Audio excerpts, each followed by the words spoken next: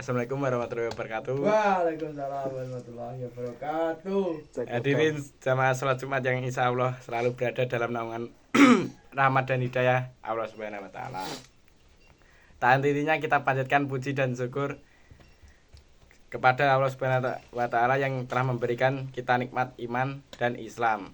Karunia yang teramat besar bagi Allah karuniakan kepada hamba-hambanya. Semoga kita selalu termasuk yang mendapatkan hidayahnya serta berada dalam keadaan iman dan Islam hingga akhir hayat kita. Amin.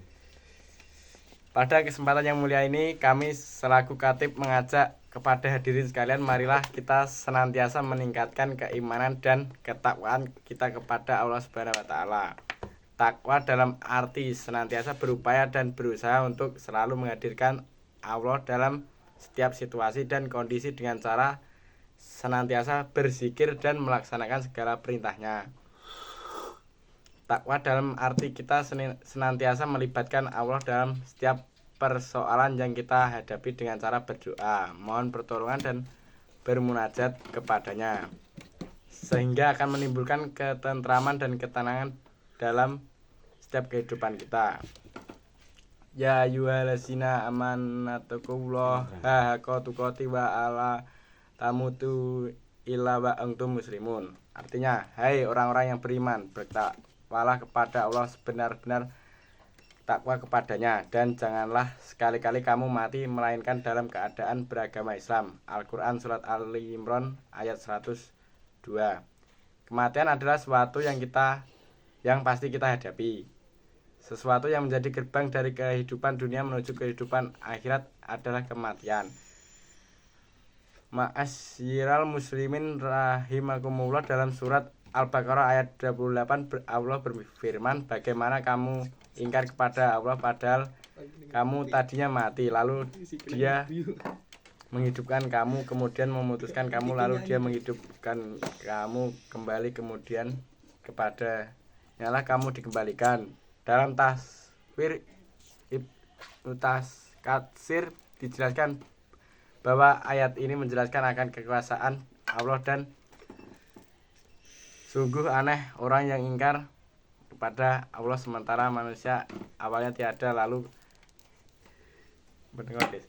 Allah menjadikan ada di muka bumi ini. Ayat ini juga menunjukkan bahwa kita semua pasti mati dan kita semua pasti akan dibayar kembali setelah kematian itu. Jamaah sholat yang dirahmati Allah Subhanahu wa Ta'ala, sebagai persiapan diri kita, maka apa saja kewajiban kita dalam kehidupan ini sebagai persiapan diri kita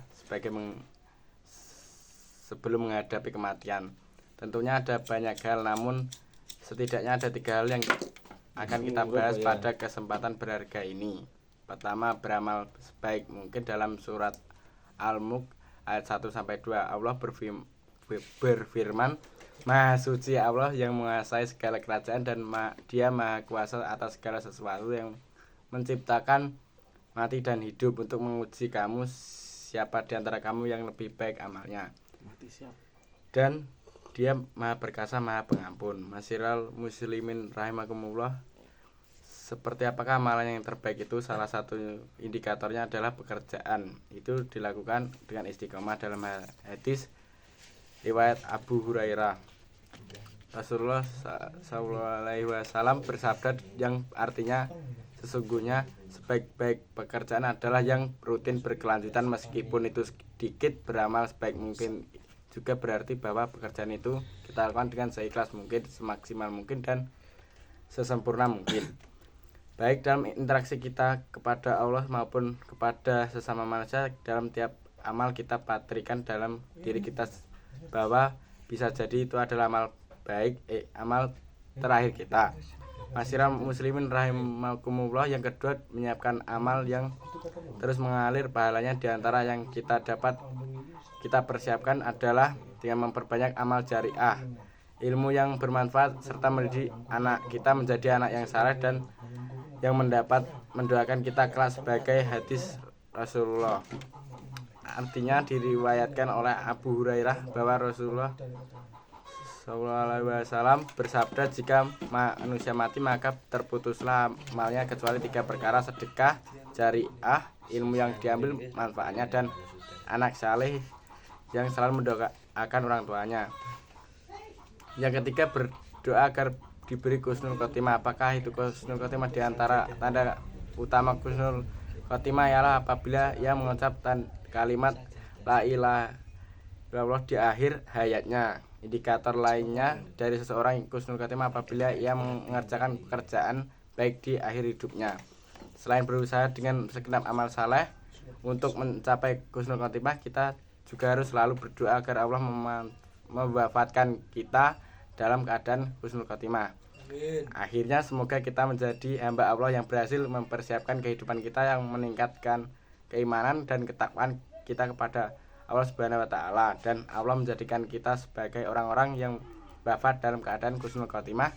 Demikian khutbah Jumat kali ini, semoga kita bisa mengambil pelajarannya dan manfaatnya. Wassalamualaikum warahmatullahi wabarakatuh.